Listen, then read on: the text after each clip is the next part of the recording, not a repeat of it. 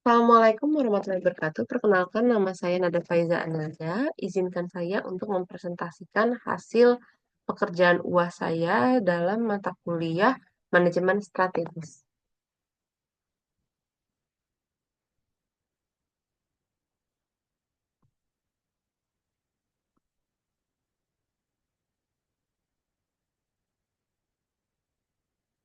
Pada kesempatan kali ini, izinkan saya untuk mempresentasikan tulisan saya mengenai analisis Frio pada perusahaan BYD atau Build Your Dreams. Analisis Frio ini adalah analisis yang terdiri dari empat aspek, yaitu value, rarity, immutability, dan organization. Untuk analisis Frio ini merupakan kerangka kerja yang digunakan untuk menganalisis sumber daya dan kapabilitas suatu perusahaan guna menentukan apakah mereka dapat menjadi keunggulan kompetitif yang berkelanjutan. Analisis Frio ini dikembangkan oleh Jay Barney pada tahun 1991 dalam teori keunggulan kompetitif berbasis sumber daya atau Resource Based View, RBV. Nah, Frio membantu perusahaan memahami kekuatan dan kelemahannya berdasarkan empat kriteria utama, yaitu value atau bernilai, dua, rarity atau langka, tiga, immutability atau sulit ditiru, dan organization atau terorganisasi dengan baik. Jika suatu sumber daya memenuhi semua kriteria Frio, maka perusahaan kecenderungannya memiliki keunggulan kompetitif berkelanjutan atau sustainable competitive advantage. Hasil dari analisis Frio ini apa sih? Yaitu pertama, punya nilai atau tidak. Jika tidak punya nilai, maka itu merupakan disadvantage atau kerugian kompetitif. Kemudian bernilai tapi tidak langka, maka parity atau kesetaraan kompetitif. Yang ketiga, bernilai dan langka tapi bisa ditiru, yaitu atau disebut juga dengan temporary competitive advantage. Yang keempat, bernilai langka sulit ditiru tapi tidak terorganisir, sehingga menimbulkan unused competitive advantage. Dan yang terakhir, bernilai langka sulit ditiru dan terorganisir. Maka yang dicapai adalah sustainable competitive advantage atau keunggulan kompetitif berkelanjutan. Nah, perusahaan BYD atau Build Your Dream adalah salah satu perusahaan terbesar kendaraan listrik EV di dunia yang berasal dari China. Perusahaan ini bersaing ketat dengan Tesla dalam industri kendaraan listrik global. Mengapa saya membahas perusahaan ini? Karena saya melihat bahwa pada awalnya Tesla ini sangat unik, sangat rare. Kemudian ternyata rarity-nya Tesla ini bisa dikejar oleh BYD, sehingga saya tertarik sekali untuk membahas perusahaan ini. Value atau bernilai. Nah, untuk mengecek apakah suatu perusahaan value-nya bagus, maka pertanyaan kuncinya adalah apakah sumber daya atau kapabilitas memberikan nilai tambah bagi perusahaan dan pelanggan, apakah sumber daya ini membantu perusahaan meningkatkan efisiensi atau efektivitas profesional, dan apakah sumber daya ini memungkinkan perusahaan menghadapi ancaman eksternal dan memanfaatkan peluang pasar. Nah, jika suatu sumber daya tidak bernilai, maka tidak akan memberikan kontribusi pada keunggulan kompetitif atau nilai fee-nya kurang.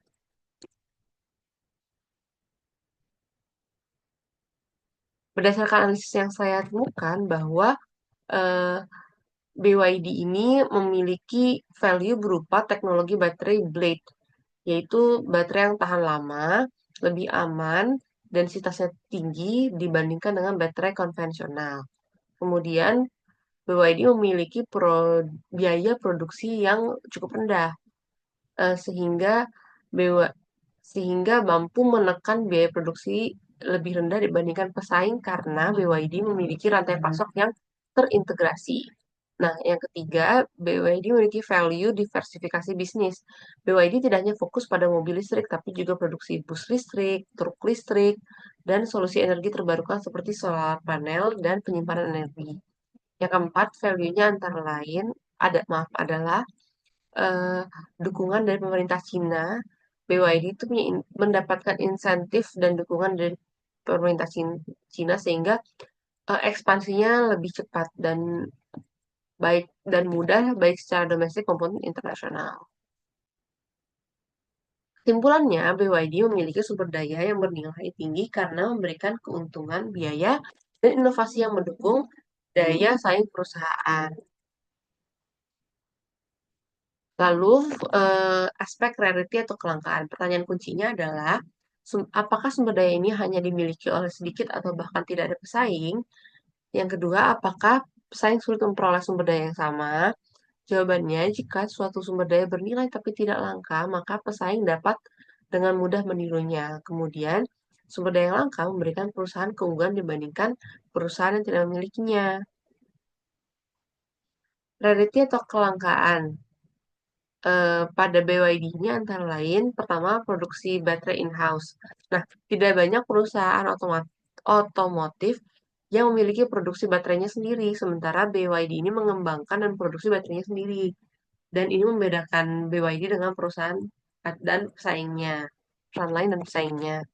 Kemudian, dominasi pasar Cina. BYD adalah pemimpin pasar EV di China yang merupakan pasar kendaraan listrik terbesar di dunia. Yang ketiga, diversifikasi produk. Tidak semua perusahaan EV mampu memproduksi berbagai jenis kendaraan listrik dari mobil sehingga transportasi massal seperti yang dilakukan BYD ini termasuk langka. Kesimpulannya adalah BYD memiliki keunggulan cukup berupa rarity yang cukup langka karena hanya sedikit perusahaan yang memiliki kapabilitas serupa dengan skala sebesar BYD. Aspek yang ketiga adalah imitability atau sulit ditiru. Pertanyaan kuncinya, apakah pesaing dapat meniru atau mendapatkan sumber daya ini dengan mudah dan murah? Yang kedua, apakah ada hambatan bagi pesaing untuk meniru sumber daya ini? Jika sumber daya mudah ditiru atau mudah didapat oleh pesaing, maka perusahaan tidak bisa mempertahankan keunggulan kompetitifnya dalam jangka panjang. Dan beberapa alasan mengapa sumber daya sulit ditiru adalah keunikan sejarah perusahaan, ambiguitas kasual, dan kompleksitas sosial. Biasanya kalau imitability ini adanya di barang-barang branded seperti tas, fashion, seperti itu. Nah, dalam kasus BYD, imitability-nya antara lain adalah teknologi baterai blade tadi, yang merupakan inovasi utama BYD dan ini sangat sulit ditiru, baik dalam jangka pendek maupun panjang oleh pesaing, karena ada hak paten dari keunggulan teknologi tersebut. Kemudian, efisiensi rantai pasok. Karena produksinya sendiri, sehingga ada integrasi vertikal BYD mulai dari bahan mentah, produksi baterai, hingga manufaktur kendaraan. Ini sangat sulit ditiru karena memerlukan investasi yang sangat besar. Nah, yang ketiga adalah karena kembali lagi dukungan pemerintah Cina. Karena bantuan regulasi dan insentif dari pemerintah Cina ini merupakan sesuatu yang tidak mudah ditiru oleh perusahaan-perusahaan lain. Kesimpulannya, imitability atau sulit ditiru dari BYD ini eh, terlihat dari rantai pasok, kemudian kapabilitas, investasi, dan regulasi pemerintah. Aspek yang keempat atau terakhir adalah organization atau terorganisasi dengan baik. Pertanyaan kuncinya adalah apakah perusahaan memiliki sistem, struktur, budaya organisasi yang mendukung pemanfaatan sumber daya ini, dan yang kedua adalah apakah perusahaan dapat mengelola dan mengeksplorasi sumber daya ini secara efektif. Nah, jika suatu perusahaan memiliki sumber daya yang bernilai langka, sulit ditiru, tapi tidak memiliki organisasi yang tepat, maka keunggulan kompetitif tersebut tidak akan optimal. Berdasarkan kasus BYD, BYD ini memiliki value organisasi berupa kapasitas produksi yang besar. Ini kita bisa lihat dengan adanya kapasitas produksi yang besar, tentu saja tata kelolanya dilakukan dengan baik dan BYD sendiri memiliki pabrik yang besar dan terus memperluas pabriknya untuk diproduksi di berbagai negara termasuk Eropa dan Amerika Selatan. Yang kedua adalah strategi ekspansi global. BYD telah memasuki pasar internasional dengan model kendaraan listrik yang lebih terjangkau dibanding pesaing. Yang ketiga adalah inovasi dan R&D. BYD menginvestasikan banyak dana dalam riset untuk mengembangkan teknologinya. Nah, ini merupakan bagaimana dia mengorganisasi teknologi dengan baik. Simpulannya, BYD memiliki organisasi yang kuat dan mampu mengelola sumber dayanya secara optimal untuk mendapatkan keunggulan kompetitif.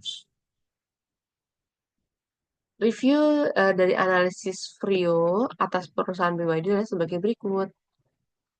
Kita bisa melihat bahwa BYD ini bernilai karena memiliki dampaknya adalah memberikan keunggulan kompetitif, kemudian langka, membuat BYD beda dengan pesaing, kemudian sulit ditiru, mencegah pesaing meniru dengan mudah, dan terorganisasi dengan baik memungkinkan BYD memanfaatkan sumber dayanya dengan optimal. Karena BYD memenuhi keempat kriteria Frio, maka dapat disimpulkan bahwa BYD memiliki keunggulan kompetitif yang berkelanjutan atau sustained competitive advantage. Dengan inovasi baterai blade, efisiensi produksi yang tinggi, serta strategi ekspansi global yang agresif, BYD berpotensi untuk terus bersaing dengan Tesla dan menjadi pemimpin dalam industri kendaraan listrik global. Sekian yang bisa saya sampaikan. Terima kasih atas perhatiannya. Wassalamualaikum warahmatullahi wabarakatuh. Berikut izin saya untuk menambahkan sumber dan referensi dari tulisan saya. Terima kasih.